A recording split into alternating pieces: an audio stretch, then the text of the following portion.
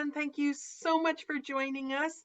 Um, a few of you, yes, I'm looking at you, Karen, know how excited I am about this call.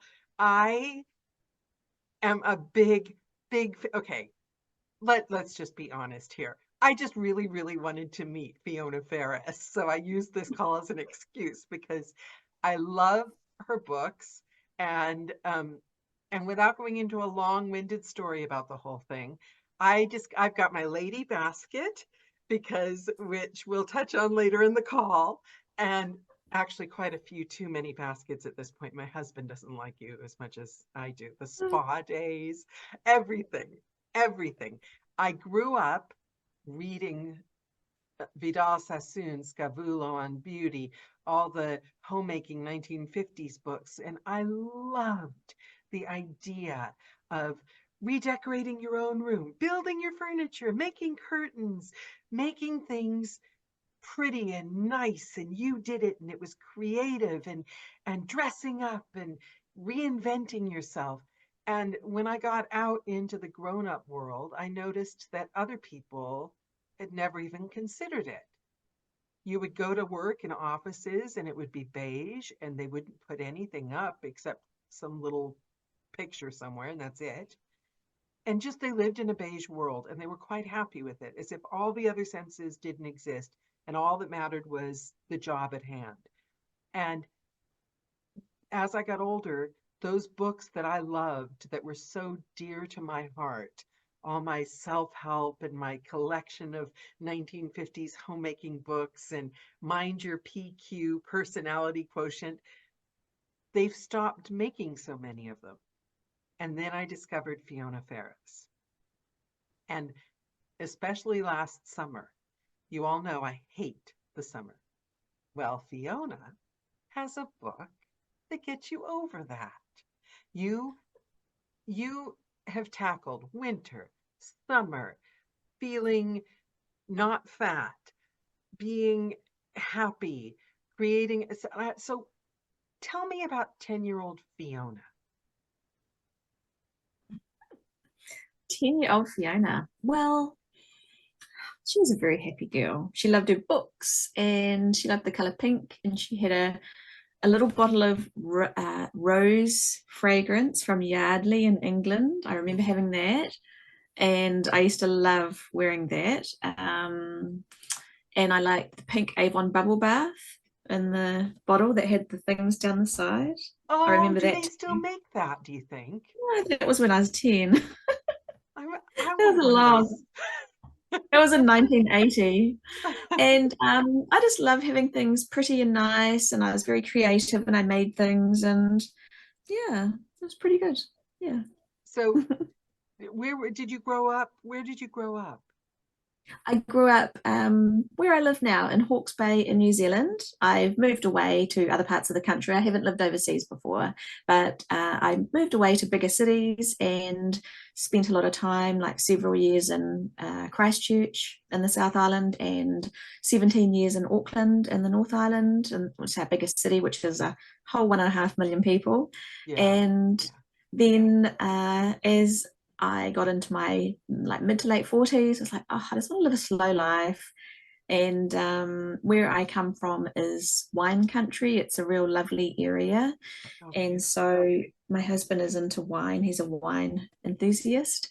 And so he was like, oh, let's move to Hawke's Bay. Like, there's nowhere else I would consider moving to. And so we moved to Hawke's Bay, and that was about 6 or 7 years ago. And so basically, I live where I grew up, and it's a bit different to when I was growing up. When I was growing up, it hadn't turned into wine country yet. There was only 1 or 2 vineyards, but now it's recognized as a really strong wine region. So I think along with that comes the more Europeanness and elegance and nice places to dine and that kind of thing. Whereas before it was a bit of a sleepy hollow that I couldn't wait to leave and get into the big cities, that is little cities. As you do Yeah. when you're young, you just Yeah. broaden. So did you run into, at what point, or was there a point where you ran into I don't want to use the word the ugliness, the beigeness of life. Because if you had all those dreams and everything, you know how I feel like you have these dreams when you're 10, get launched out in the world, and then there's a lot, the world kind of pushes back at you and goes, no, no, no, no, be grown up, be logical, be boring. Did you ever, or did you just like fly on your dreams and go straight to being a writer? Did you ever have to bring yourself back to who you were when you were that 10-year-old? The beigeness probably started at school for me because I found school so dull. It was, utilitarian buildings. You had to be there all day, every day for 5 days. It was just such a big amount of time out of my life. Because I just love being at home. I just love being at home in my own space and having my prettiness around me and creating things like just all the things I used to make. I used to sew and knit and make dolls' clothes when I was about 12. And even I made model planes. Dad used to buy us model planes, and they were Oh, fun to make. I made a couple of those, the ones with the balsa wood and the tissue over them, and that wasn't really so girly for me, but I really enjoyed making them and the creativity part of it. And so going to school, and school even ruined reading for me. It ruined sewing and creating for me. I got really bad marks at sewing, and I'm a good sewer. yeah. And I got actually quite bad marks at English as well because the books they chose were so dull, and they just sucked all the joy out of learning. I find teachers in schools, and you had to wear a uniform, and it was boring uniform, and you couldn't wear makeup. And not that I was so flossy and into makeup, but just everything is just dulled down and beiged Yeah. down at school. Yeah. And just the happiness for me was at 3 o'clock when you could leave and go home and read the books I liked reading, and be in my own space and play around outside doing things. So I guess work after school. I didn't go to uni because school was not inspiring. I just wanted to get on and do my own life and be Did creative. were you thinking writing that young, or did that come later? What was your idea of what you wanted to do when you grew up? I just went to work in offices because I thought, well, I'm an organized person. I'll just work in an office. I think my mum suggested it that, oh, there's an office job going. I went, oh, that sounds a bit boring, but oh, yeah, I suppose I'm a good typist and that kind of thing, which was good for being a writer and a computer person later on to take typing at high school. But again, it was just like a continuation of school, except I got paid to go. It was And ignoring the spark. This like, I mean, because I'm getting this picture of you as a 10-year-old. It's this like mad 90-year-old grandma in the house with like all the crafts and projects and things and beauty and the rose perfume. And it's like yeah, you have to show up, and it's like, did you ever question? Did you ever think I'm different than other people? Or did you not well, care about? I didn't really think about that then. I just made my own fun, and I always enjoyed reading. Like mum always took us to the library, and it was such a treat to go and get new books every week from the library.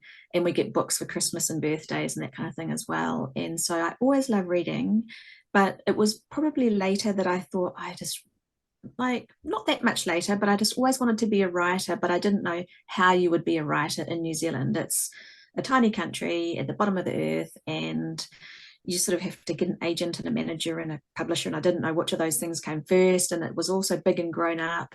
And so I just parked it and just wrote stuff for myself. And it wasn't until blogs came out, sort of post 2000, like, mid noughties, that I thought, well, I could at least write my pretty stuff on a blog. That's not a book and it's not an author thing, but I can share my joy with just I know now that it's mindset work and creating a mindset, but then it was just like my pretty inner world that I wanted to share with everybody and meet like-minded people as well. Yeah. And of course, after that, I saw that some bloggers like Jennifer L. Scott, she was self-publishing, and I went, oh, well, this is good. I don't have to ask for permission. I can write whatever I want. It can be as flossy as I like. Mum always teased me for being flossy and I love hidden the the cloud. word flossy. I've never even, except for like teeth, I've never heard the word flossy. It's a descriptive. I love the word flossy. I love that. I want to be flossy. Yeah, So I think you already are, Danielle. thank you. Which is a Oh, good that's, oh, thing. I love that. So, Yeah. but So you have a very, but it's a very, very specific brand that you have.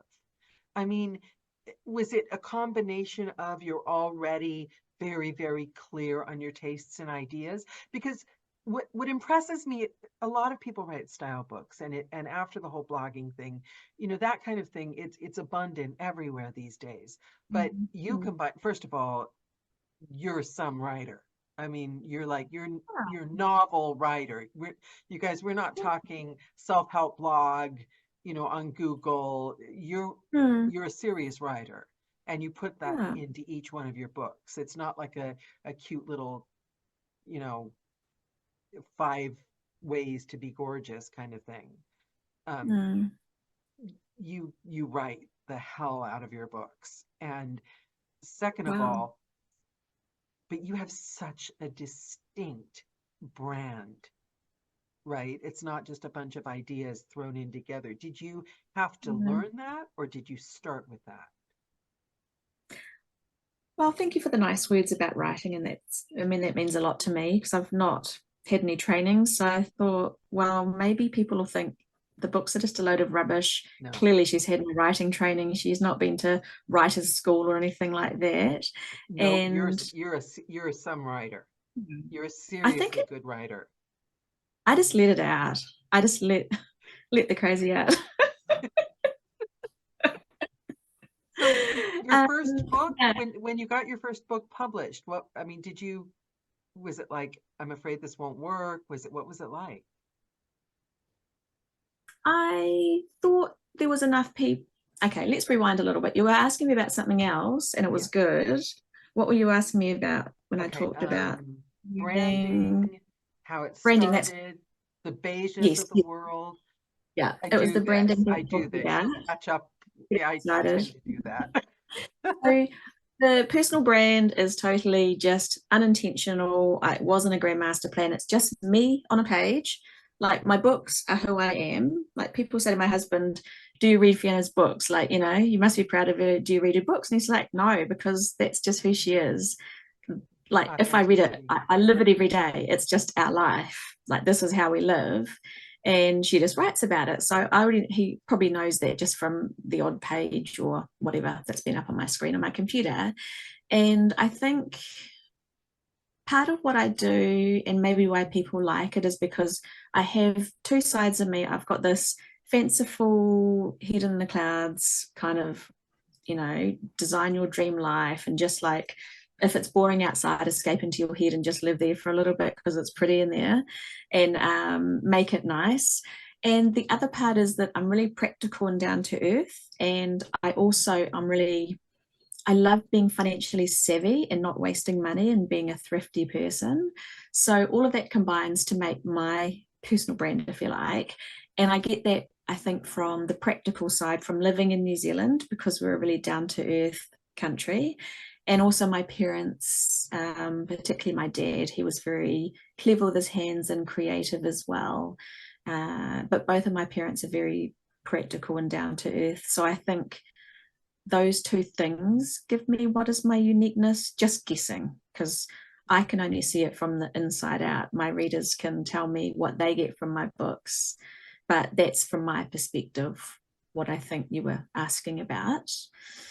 I love Um, that because so basically it's it's something that I've been growing into for a long time, because when you start this job as a narrator, everyone starts from the outside in. You watch everyone promoting and doing this, and you learn the trade, and you're watching other people and trying to learn as much as you can to fix it so that you can also be a success. I think it's in any job in the world. You start from the outside in, you learn how to fit in from the outside in. But then later on, if you've managed to hang on long enough, you start working from the inside out. What do I want? What do I think?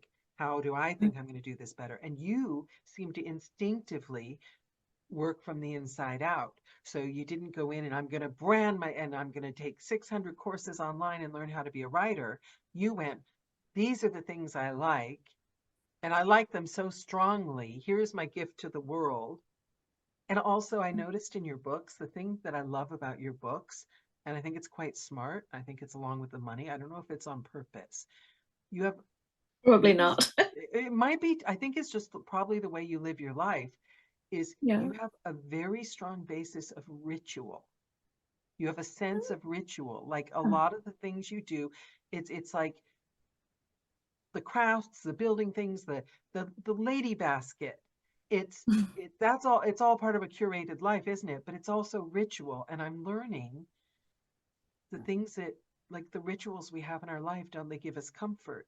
So many of the things you do, they're like, they make you happy. They make you, give you home, don't they? Give you home. I like that. Yeah, Yeah. that's So true. Yeah, because I like things to be comfortable around me. Like on my writing desk, I have my makeup and my perfume. Like I put my makeup on in this office because it's got good light, but I can also like listen to a YouTube video while I do it. And I don't have a sort of desk in my bedroom where I would do my makeup, but maybe if I did, I would do it in there. But and I always have perfume and hand cream on my desk because just those little things give me comfort and give me a sense of happiness. yeah. Just used to be comfortable and feel feminine and pretty and that kind of thing while I do what I do. And I like to get dressed for my day and not just wear, um, workout gear. Like do my exercise, but then have a shower and get dressed into clothes and get nice looking for the day to make me happy. And also, it's also a practical thing in that I feel good about myself if I see people and if I go to the supermarket, I'm not just like dashing in and out hoping no one will see me, that kind of thing. You Yeah, did, and and the lady basket. the lady basket. So, Tell us. Oh, carry I've on. got to interject. I want to say that Harry said, Yeah. and I love this, Harry. My wife is a voracious reader of fiction and nonfiction, but doesn't read analytically as a literary critic might do. She loves an author to bring her into their world. Which, oh my God, Harry, have your wife start reading Fiona's books seriously. You'll, but you might get too many baskets in the house. Um, Just one, only it's just one. one. I know, but some of us didn't know where to stop. So, so tell I can us, get would you carried mind away with telling things. us about your lady basket and about the spa thing? Because I loved the spa challenge that you did on your blog post. Can you maybe tell them, because they're wondering what I'm going on about? Would you mind So telling the, them? the lady basket came about, and other people will use them too already, but maybe it's not called a lady basket. But so I always have my favorite things that I carry around the house with me. It's always probably a book, my journal, my iPad, my phone, my reading glasses, a pen, hand cream and lip balm would be nice too. And so all of those things, and my earpods. And so my husband Paul would see me carrying my teetering pile of things down the hall to the bedroom to put beside the bed. And then in the morning back to my office with them. And, I'd drop something, my earpods would slide off the little packet container. And then I would carry them out to the living room at night to have them all by me, especially things like hand cream and lip balm, and maybe a nail file as well. But also my iPad if I want to read a magazine, or my book if I want to read a bit of that, and maybe a magazine as well. And so he says, you need a basket. You need a little basket to carry everything around. You need a I love lady the image basket. of you. And I thought, I do need a lady basket. And so, and it has all my lady things in it. And so I found a basket because everyone has a few baskets lying around. Yeah. And this is my lady basket. So this is the one I'm currently using. And it's a little bit messy. It's got two pairs of reading glasses in it, and a journal and my Kindle. And what else? Oh, two more journals and a lip balm It's and about three it's like a pens. treat though, isn't it? It's like all your It is favorite a kind of thing. treat. It feels It like is. a little treat that you can carry Like a around with little you. Christmas present. And I have Yeah. to empty it all out because, if you've got three journals, I'm not writing in all three of them. And I might have some got stuck at the bottom. And, it's nice to have a curated lady basket. So every so often when it gets a bit full or a bit heavy, because it's not, made of titanium, probably the handles will break off if I have it too full. And so, yeah, so that's my lady basket. So I love my lady basket. And I'm sure I don't know, I just put things in my books and forget about them. And then people like you say, I've got a lady basket. I went, oh my goodness, that's great. Like, are there a few lady baskets around from people that have read my books? So that's I quite think there exciting. are lots. There have to be because it was a brilliant. The other idea, the other thing that I took, I mean, these have like literally become part of my life. Like Yeah. one of them was, I can't remember where you said it, but it was the idea of when you're walking around your house, try to reclaim that peaceful feeling of being at a spa. And I literally consciously, because I'm quite type A and I tend to be a worrier, so I can be from have lots of Mm, fun to like manic pixie girl freaking out, trying to overdo. Um, so sometimes yeah. I pretend I'm in a spa. Like Mm, literally, I'll put music on and I give mm-hmm. myself a few minutes in between craziness.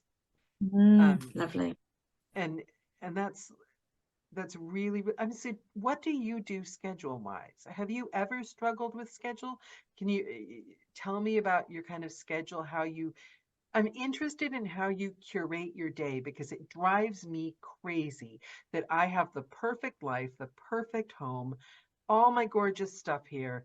I should be Mm, taking long, leisurely walks and recording with a mug of coffee, but no, I I never seem to have enough time and never do anything in a fun, we'll go back to funny the way. spa feeling because I really like talking about that, but let's talk Yes. about schedule now. Yes. So I'm the same, and maybe we're the same person in a different country because I have this home that I never have to leave if I don't want to. I don't have to go to work. My work is at home, and I'm so grateful for that.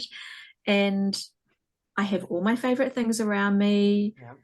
My husband goes to work during the day, so I have a place to myself to do, you know, play music or whatever. And even so, every day is not perfect. And some days I just don't get anything achieved and it's really frustrating. And I'm so down on myself about it. And I think I've got all these things that I want to do and I could be doing, but some days just, I don't know, turn upside down for no reason. And I don't have children, so it's not that. Yeah. Pets can add their own layer of fun too if you're cleaning up something, but that's rare. So I think it's part of the creative mind.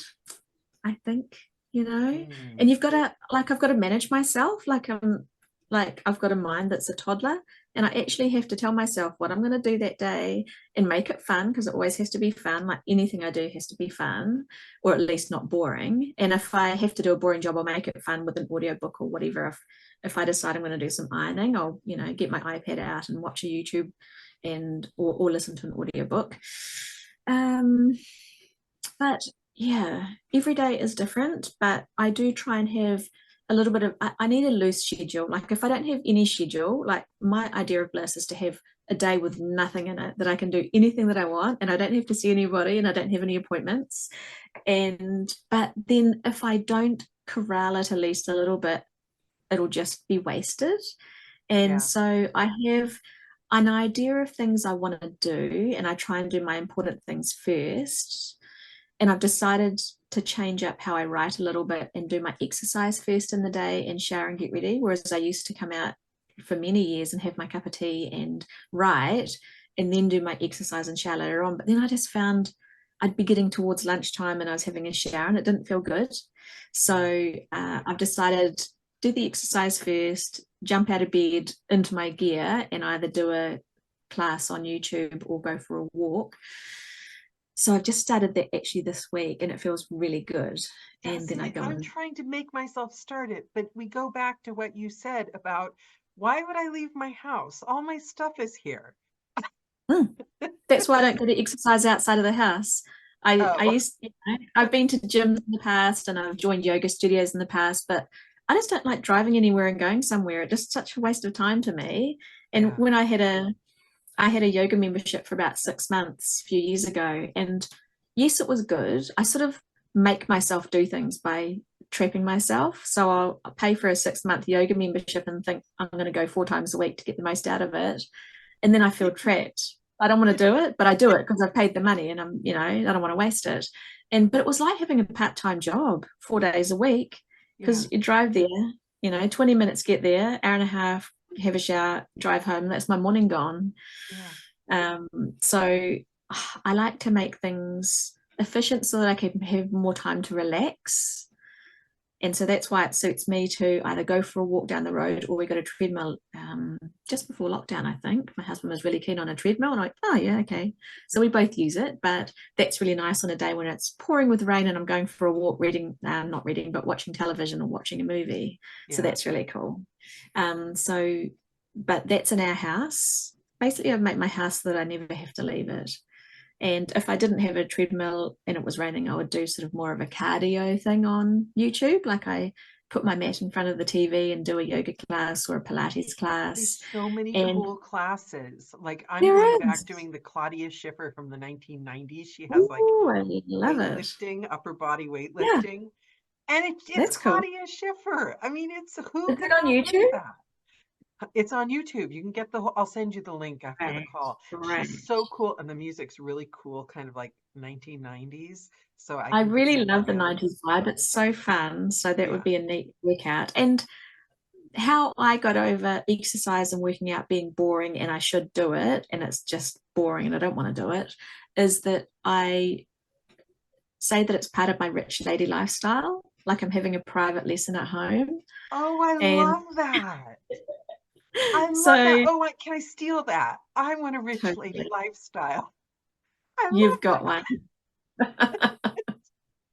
I So love if that. I'm doing my Pilates and it's like mid-morning, I'm like, oh, rich lady lifestyle. And I'm not even doing Pilates moves right now, but if you're going like little press ups or whatever, you know, But it's the stories you tell yourself about the things you're doing. Because I was yeah. really, it took me about a year to stop being astonished that when I first started working from home and I had this gorgeous flat and I had a balcony. So Mm. I was pretty sure I was going to be Living the having dream. cappuccino on the balcony every Mm. day when I planned in my little Mm. journal my gorgeous, Yeah. wonderful day with all that time. Not once. I don't even go out on the Isn't stupid it so balcony in the true? summer. Yeah, it's crazy, isn't it? Like all these things that you think you'll do in this idealistic life, you don't. And unless you plan for them, and even then it's sometimes hard. But yeah, I do the same thing. And it's not until I always think I'm going to read a book for half an hour, whether it's a novel or one of my lovely coffee table books with my cup of tea at 3 o'clock. And I never do, ever. I get to 3 o'clock and it's not even in my mind. But if I started making it a habit, like other things I've made habits, like habitual sounds nice, a habit sounds a bit boring. But if I make it like, oh, in my rich lady lifestyle, I'm going to have an afternoon tea break and read my book. A book, not my book, not my books. I just write them. I don't read them. Although sometimes I flip through them, but I don't sit there for half an hour reading my own book. Yeah, yeah, But I'll read that's a novel or something like that. And so maybe you need to start going out into your balcony. It might be a little bit chilly right now, but I'm sure there'll be nice parts of the day when you can do that. And maybe I need to start doing my 3 o'clock afternoon tea. Yeah. yeah. So this segues perfectly to the spa days. Oh, Let's yes. talk about spa Let's days go back to because the that's all the side. same thing, isn't it? It's the Yeah. It's making mindset. things nice for yourself.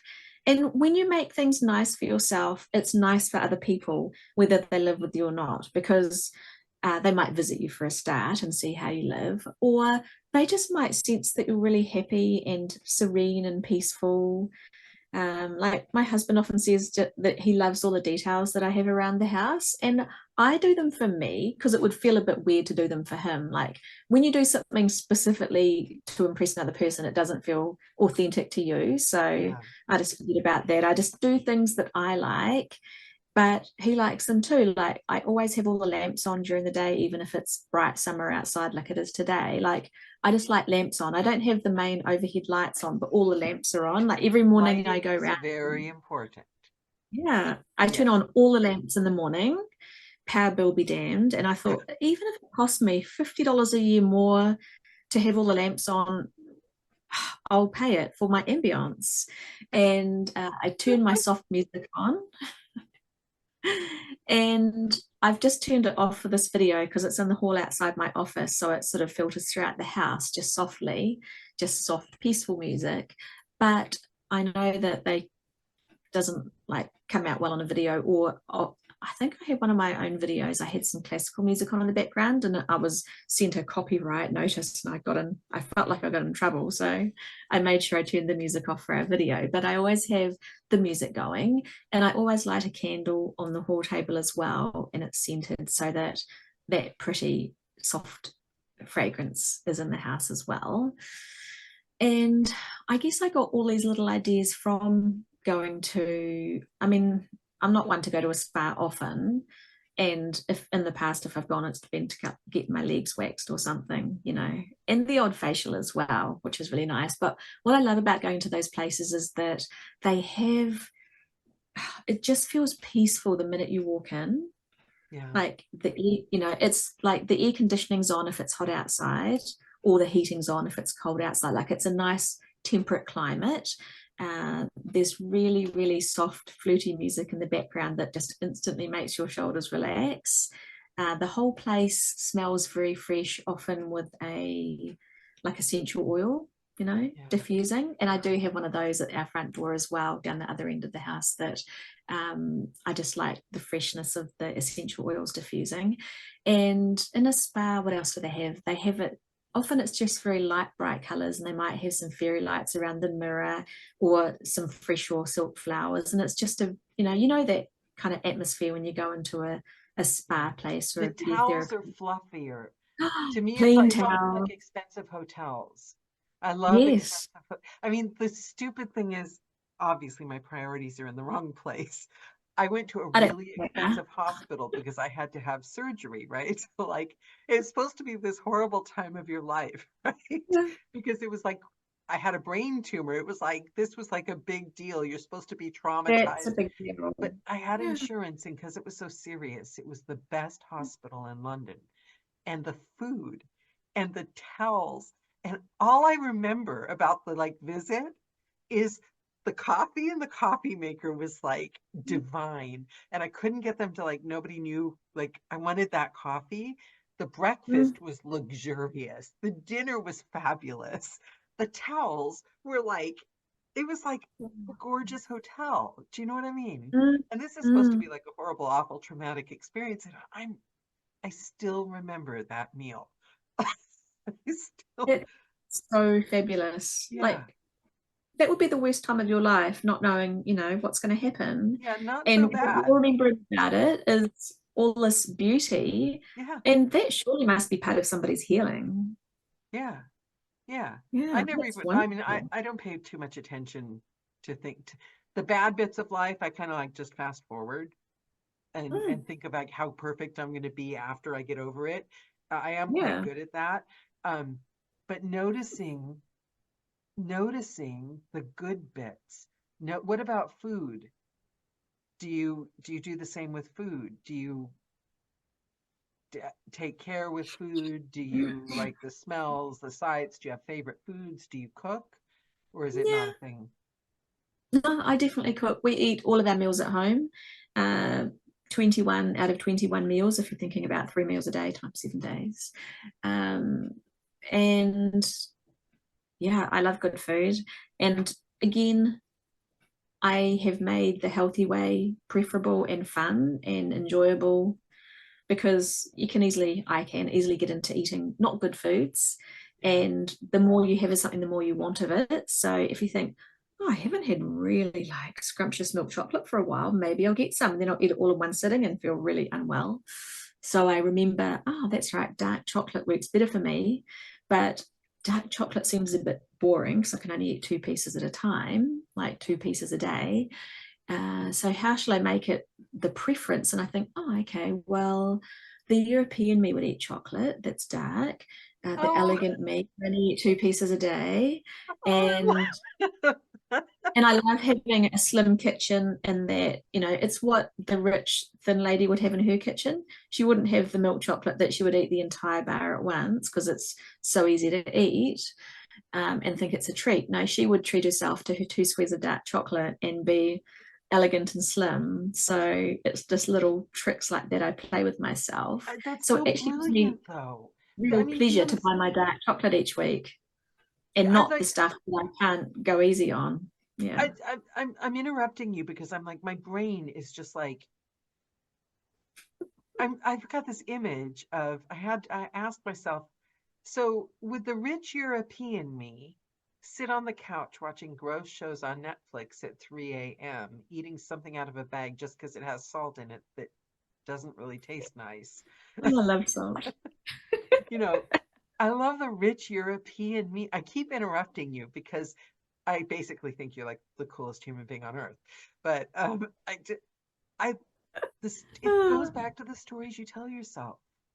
It's like Yeah. you write the script of your life, right? You wake up and you're the heroine or Mm, the hero mm, of your life yeah. story, and we're all we're all in charge of writing our own life, and I'm How writing do you my want to write it? heroine. Yeah, Yeah. yeah. Like What it's so 3 a.m. eating and watching Netflix. You might think, oh, I've, I should go to bed. I'm going to be tired in the morning. I'm going to wake up really bloated from that salt. And I'm going to really be upset with myself that I ate all these unnecessary calories that are not contributing to how I want to look and feel. So instead of thinking should, um, I would think it's so easy to do it for somebody else than yourself too. It's easy for me to say a scenario that wouldn't be mine, whereas I've got other scenarios for me. But I would think, oh, well, if I was, my rich, elegant self, slim, wonderful, I would be asleep probably with a pink satin eye mask on right now, in my bed. Not that I wear an eye mask, but I can just imagine her, you know, getting all this beauty sleep and at 3 a.m. rather than watching television. It changes Um, the feel, doesn't it? It makes it whole. And you can do that to any part of your life. You can have the softest sheets on earth. You know what I yeah, mean? You just yeah. have to remember, don't you? You just I, have I to bought linen remember. sheets because I love What? linen sheets. I bought linen sheets because I really wanted, Are they and soft? yeah, they're soft but rough. Like sometimes I get into the bed and they feel a little bit rough because they're linen, but they're a really nice linen. And then other times I get into the bed and they feel like I'm lying on a cloud. I don't know how that happens, but it's just maybe my skin from day to day. But I feel really luxurious in my linen sheets. And I think what you said just before about making things different in your head, like if you think, how can I make this luxurious and appealing, this change I want to make that is going to lead to my idealistic, wonderful life that I have in my head in the future, that if I never do it, I won't get there. I'll just continue it throughout life being pedestrian and I only dream of the life, but I want to live the life as well. So you think, well, how can I make it luxurious and appealing? And I do this because I love my thing, not the 3 a.m. thing with the salt and the TV, but my thing is drinks before dinner, like happy hour. The whole thing of if you're on holiday, you're in a hotel bar and you're having a cocktail before dinner, and then you go through to the dining room or go to a restaurant, and it's really, you're on vacation. It's fabulous. And so I like to do that at home, except I like to do it every single night because why not? But, all or nothing. But I don't want to have cocktails every night because it's just not healthy. And I know that. So for me, I make it luxurious and elegant to have a sparkling water in a flute. And that's my pre dinner drink. And I don't count calories, but it's 0 calories, whereas there's lots of calories in a drink.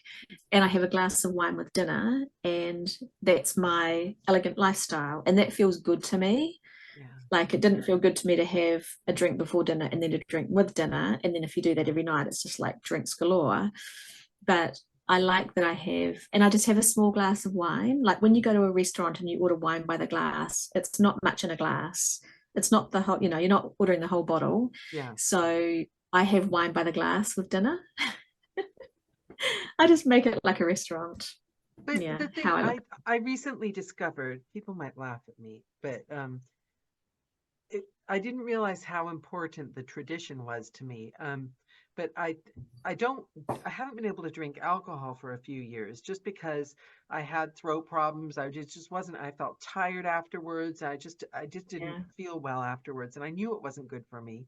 So, Mm. but I never even thought of like non-alcoholic alcohol. So I just did without, right?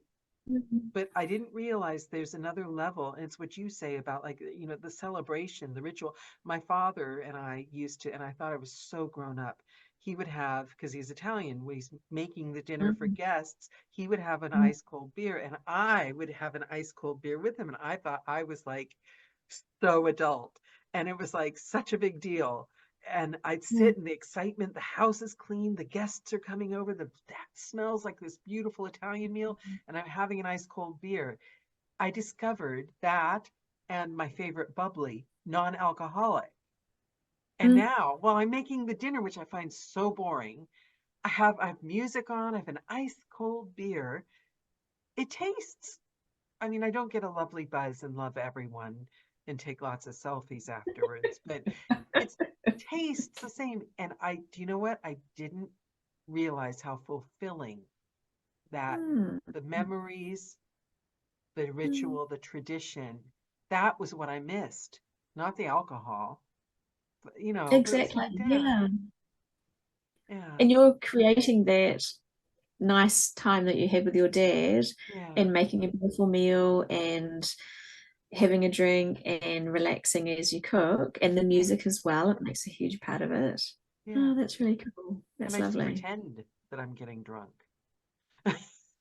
Oh, do you know what? I didn't drink for 5 years. I read this book and it switched this it clicked a switch in my mind and I didn't want alcohol. And I went, oh, that's really strange. I don't really feel like alcohol. Huh, okay.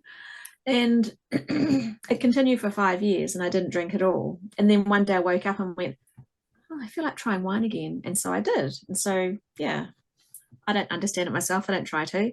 But for the 5 years I didn't drink, I would try to find drinks that I could have with people when they wouldn't be strange about it. Because a Mm. lot of people I found out want you to have a drink because they're having a drink and they don't want to, even if it's a group of you, they go, oh, you're not drink. Oh, okay. And I had to have excuses why I didn't want to drink because I So just said, I weird don't to drink. me. And Why are people people, like that? Like, why are you wasting your time caring what other people are drinking? I think they weren't doing it to be mean. It, it's like if someone suddenly gets really healthy and doesn't eat anything that's, Yeah, if they just only eat vegetables and protein and you sort of feel bad eating potato chips in front of them or something. Oh, am I allowed to eat this just for pleasure or do I have to just eat for fuel? And so I think it was the same with the alcohol thing that I would say, oh, just a sparkling water for me. It's like, oh, no, not a glass of wine. Oh, no, thanks. I don't drink.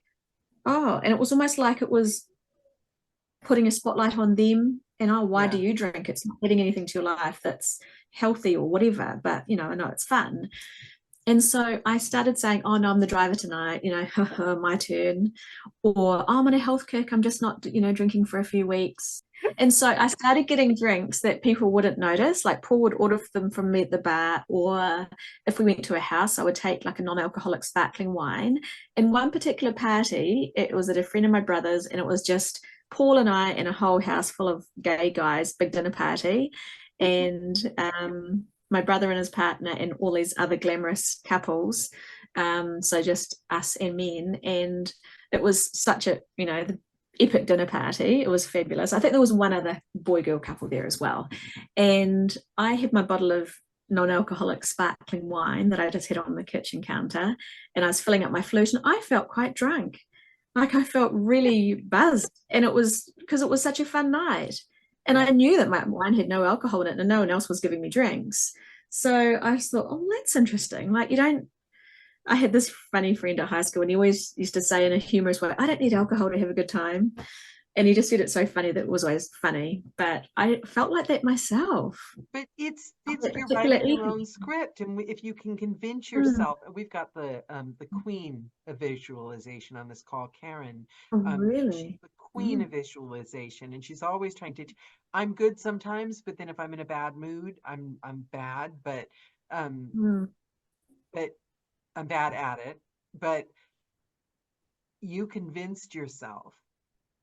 You can convince yourself you're drunk. You can convince yourself you're a princess or a rich Mm. European. You can convince yourself, or you Why can not? convince yourself you're a loser.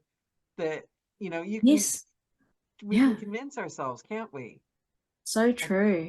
also And sometimes doing you an forget that. inventory, don't you Yeah. think? Like look at your day and what you're thinking about the things you're doing. Mm. Yeah. Like you can just, if you go into a day without a plan or even a thought of what you're doing, you can just end up plodding your way through Yeah. whatever is in front of you. But the days that I do actually think, what would I love to get achieved today? Like, I really want to write 2 chapters on my book because I feel like I haven't done it for, haven't gotten much progress in the last few days. Or I've got an exciting new project idea. I really want to get stuck into that, but I also have to do dinner and I also have to, the house is a bit messy. So I want to tidy that up and make it feel like hotel life for, us tonight, for Paul and I when we are relaxing. So I'll sort of, um, when you give yourself like what would feel good and what would make me feel happier, then it's easy to whip around the house and like give yourself 15 minutes to tidy everything up, put things away that shouldn't be out, and just, I don't know, have things up to date. And it just, yeah, little things like that. And just asking yourself, like, how do I want to feel today? Like, I want to feel productive and I want to just feel good about myself at the end of the day. So it means I'm not going to muck around just looking at the computer for no reason, which is a really popular thing that I do. Yeah, me Um, too. And then it's get so easy caught to up in get other stuck. people's negativity. Do you ever do that? Like I, reading negative things online and then suddenly your mood takes a dip. every so often I will do that and I go through phases, but I remember it's like, I don't want to read that stuff because it's not adding to my life. Yeah. And it's easy to sort of say it practically, but when you're doing it, you're just like glued to the screen Yeah, for no and reason. you're reading through other people begging other people, which is, yeah, not proud of that, but it happens, stuff just pops up and you read it. Yeah. What else? Yeah. With me, it's people that are worried about things or, on social media. I have a lot of friends, so I'll be on Facebook and suddenly it's like, oh, I'm having a hard time. And I tell myself, I want to help. My heart goes out to them. Mm, But how much am I yeah, putting off like living a good life if I'm just sitting here going, oh, yeah, there's a little bit of misery over here mm, and I'll chase it over here. You know, yeah, yeah. just I agree. are you what I'm assuming you get letters from readers. You have to with I the do. amount I that you get write. emails from readers and messages, and they are so nice to receive. It just, I guess it makes it more real that what I write, people actually read and take notice of, which, like I said before, I write my books and then I forget about them. Like when I read a book that I've written a couple of years ago, it's like someone else wrote it. Yeah. And so I forget about it in that way, but also I forget about it in the way that I just put them all up on Amazon and next book, next book, next book. And then I have people write to me and say, oh, the chic author really helped me and I've just published my book and here's all the reasons, how you helped I me, can see or that. You got me little through the things. summer. You got me through the summer because I was miserable. I'd had health Summer problems. book. It was hot, and I read your book. And I want to hear because I missed this one. Karen says she Yeah. loved your story on your blog about your spontaneous trip to Auckland to see Peter Walsh. Oh yeah. Peter Welsh. Yeah. That felt really daring. Like that felt like something out of my ideal life to do because Auckland's 6 hours drive away, or else a 1 hour flight, which costs quite a bit of money because there's a monopoly of the airline here in New Zealand in the small towns. Oh, okay. But, so it's not like you can't really get cheap flights, especially not at the last minute. Like maybe if you book 6 months ahead, you could get a medium priced flight, but Wow. otherwise it's expensive to fly. So a 6 hour car ride, and it was a bit funny too because Peter Walsh is a very popular, well-known personality in the decluttering world, and he's been on Oprah a lot. Wow. And he's very famous. But this particular thing I saw that he was talking at, it was run by a retirement community and it was free. So it was trying to get people to buy into the retirement community and Like a down retirement timeshare kind of thing. not a time what are they called you live in the retirement community, like you pay a lot of money to live there but you don't own the property. You just pay a lot to live there. And so they were promoting it as a downshift, downsizing and right sizing into your retirement years. And the minimum age is 70 for people to move into their villages. And I'm not 70, I'm 53. But I would totally move into one of the villages tomorrow if I could, because it'd just be right up my alley. Really, I love the ones I saw things of retirement communities in Florida. What's not to Mm. like? I know, I know. And no one's having loud parties. Everyone's just nice. And they go for walks and they have tidy, neat homes. So I saw that it was on and I thought, oh, that'd be amazing. But we don't live in Auckland anymore. We live 6 hours drive away. And excuse me. Sorry, that was just a No problem. a phone call just came in on my iPad. That's strange. So at first I thought, I wonder if they'll video it and if it will be on YouTube, then I could watch it, because that would be really neat to see Peter. And I thought, oh, if I lived in Auckland, I would totally go, because seeing him live would be, a dream come true. I'd pay to go and see him, let alone go and see him for free. And so then I thought about it the next few days, and I said to my husband, do you think we could go to Auckland for the night? Like, it's, I know you've got work up till Friday and then you've got work again on Monday, but he's on Saturday afternoon, it's 2 o'clock. So it could fit in if we left really early on Saturday. And he went, oh, okay, because, that's a big thing to ask. And so, and we had to take the pets to my mum as well, like 3 dogs. So I took the pets to her on the Friday night, and then we left at like 6 o'clock in the morning on the Saturday and got there about lunchtime. And he dropped me off because he said, even though the tickets are free, there's no way he's going to a decluttering talk run by a rest home. Better than my husband. Mine wouldn't have driven up there, so it's still very good.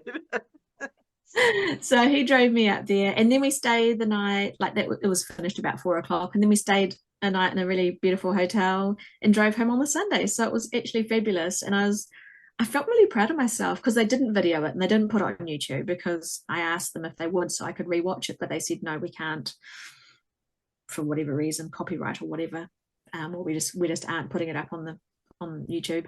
And so I wouldn't have got a chance to see it. And I got to meet him and he signed my book. He was giving away copies of his latest book.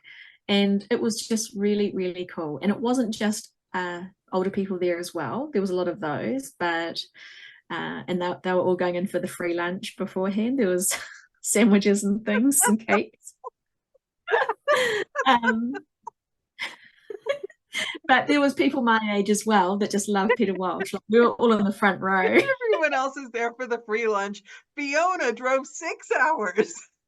I know, and I didn't even eat the lunch because none of it was gluten-free and I'm celiac. So I took my own sushi that I bought and ate it in the outside. Yeah. I love, but do you know what it made me think? It's because, you hear, I don't know, it's one of those new agey things, but that you're given the things you want are like the universe or whatever. They're given to you as like kind of like little roadmaps to where you should be going. Oh, yes. And if you just keep ignoring your wishes and your dreams, then you don't go anywhere, and then you slowly kind of die inside. So each dream and wish, you have a choice to jump at it and say yes and follow it.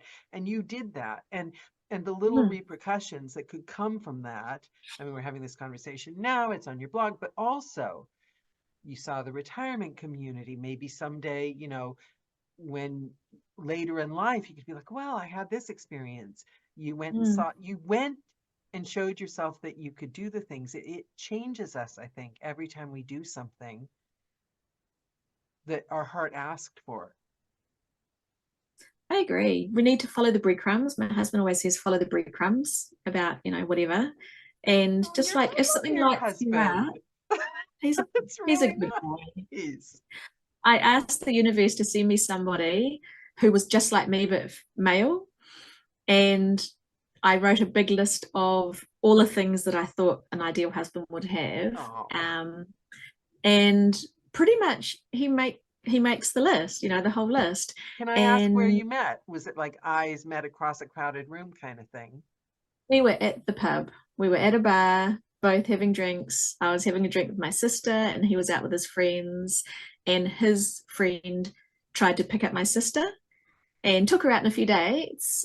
He was really like the kind of alpha male that would just zero in on someone that he liked, whereas my husband's a bit more quieter and wouldn't really, just charge across the room and ask somebody out. So we got chatting because his friend was chatting to my sister, and so that's how we met. But when I asked the universe for, someone that was just like me but male, it even came down to the same birthday. Our birthdays the same day in October. Wow. And how, like, we're 1 year apart, but we're both the That's same day in so October. And romantic. That's how so could you ever find romantic. someone with the same birthday But if it's you look? finding see, the thing is we all get to write our own stories. You've written one of the best ones. Like you remind me of little things, like just taking care of yourself. I always wanted to have a beauty day. I always wanted to Mm, have one day a week where I did like face all mask. the things. Yep, Yeah, yep. like music and but have I ever done it? Nope. So I'm Mm, inspired. I knew I would be after. Okay, I need to ask you because we're coming to that time. This is everyone's favorite question. Um, ooh. I say sarcastically because they all kind of groan. It's for the YouTube audience that's going to be watching this in the next 100 or so years. If you left them with any advice, one piece of wisdom, if they took one thing away from this call, what would you want it to be? I think love being you and do all the things that you enjoy. And it sounds selfish, but don't consider others when you're deciding what you enjoy. Because I think the biggest thing for me is to almost imagine that you live by yourself, even though you love the people you live with and everyone that's in your home and your environment. Just sometimes just think purely from your own selfishness, if you want to say it like that. Like, what do I want to do right now? Or what books do I most enjoy reading? Or what colors do I want to surround myself with? And when you do the things that genuinely make you feel really happy, then your happiness is like your cup overflows. You've got, Love that. uh, you're affecting the people around you in a lovely way. Because I think the more that I do just what pleases me, and the little things around the house or how I dress. Like I've just been really into bright colors the last quite a few years now, whereas I used to wear all neutrals. But I just thought bright colors make me feel happy. So you should see my wardrobe. It looks like your living room behind you with the yellow wall and the red pot plant and the bright cushions. That's what my wardrobe looks like with all the sleeves of my blouses. They're all those colors. And so that's just a little example of things, something that makes me happy. Like it's not saying what makes me happy that's going to ruin someone else's life, like kick everyone out of your house or whatever and just live by yourself. It's, yeah, putting yourself first in a nice way. And even down to what movie you want to watch. Like, when you're watching a movie with your husband and you're deciding what to watch, it's like, oh, whatever you want to watch. And sometimes I'll just say, I feel like watching Sweet Home Alabama. And he goes, okay. And we both have a really nice night, even though I would think, well, a guy's not going to want to watch that again. Um, But yeah, that's wonderful. The yeah. embracing yourself. What is that thing? You don't serve the world by being less. I can't remember that famous poem. You're not afraid that you won't be enough. You're afraid that you'll be too much kind of thing. Like Yeah. be more I know yourself. the meaning. I always feel like I'm too much. Always. Like, I'll always feel like I've talked too much. My colors I wear are too bright. My boobs are too big. Like because I they think are, we and pretty it's much like, are the same person, Fiona. It's a bit weird, except you, I do have a thing for faux fur. That might be a step too far. I've got a faux fur scarf, but I just always feel like I'm too much and I should tone myself down a bit. And I think now that I'm thinking, why, why, why the F should I tone myself down? It Like, doesn't help anyone, I does can it? still be a nice person and be kind and considerate and thoughtful, but I can just be me and I don't have to be almost inwardly apologizing for being too much, you know? There was a Yeah. woman, Nisi, I think her name was Nisi. I don't know. I heard the story and I didn't watch the awards. She won some award and she'd been up for it like 3, 4 times. Yeah. Um, and she didn't win. And we all want to win. I mean, it doesn't feel good to lose, right? So this time she won. And she got up this week or something, and she was like, I obviously want to thank everyone, but you know who I want to thank? And she's like, I want to thank me. And I I love that. love that. Do you know what I mean? I Yeah. love that because nobody else does that. But she's like, I'm the one that knows how hard it was and how scared I was and how much I went Mm. through to get here. I think we should all kind of that self-esteem, Mm. you know. And even the word self-esteem, there's people that say, oh, that's just all about yourself. It's all about you. It's like, who else is it going to be about? Like, But if I've spent everybody, my life trying to make those people happy. Like I know they yeah, don't like so me to true. be too much, so I'll be less. And you know what? They don't like you less either. No, They're not because too they're impressed miserable with you that themselves, way. probably. Yeah. Yeah. You And it literally doesn't feel never good going for to make them you. happy Yeah. by being So less. true. So Um, you may as well make yourself happy. yeah, I'm going to send you the chat afterwards because every single thing we've talked about, Karen is like put the link in the quote down. So I'll send you Yeah. the chat afterwards so you can see it. Thank you. This was our first call of the new year. So it's been a joy. You have literally made us happy. And some of my Oh, favorite people have joined. I love you guys all. It's so good to see you all. And I'm such a fangirl. I can't even pretend I'm not. I just think you are the coolest person I've ever met. So I want everyone to read Fiona's books, and I will add any links below if you have any links to new books, etc., or where you can find the archive and the blog. It'll all be in the about section for people watching this on YouTube. And thank you, Fiona. thank you so much, Daniela. I've so enjoyed today, and you never know what you're going to get when you turn up, but you're an amazing hostess, and yeah, I've just really enjoyed the past hour. So thank you. Thank you for having me on your Thank you. show. You've started us off well. We are all going to go out and really, really, really live 2024 exactly the way we want it, guys. Curate Yay. every moment. Okay. Bye, bye. Sounds Mwah. fabulous. Bye, everyone. Bye, Bye, Fiona. everybody. Bye. Nice to chat.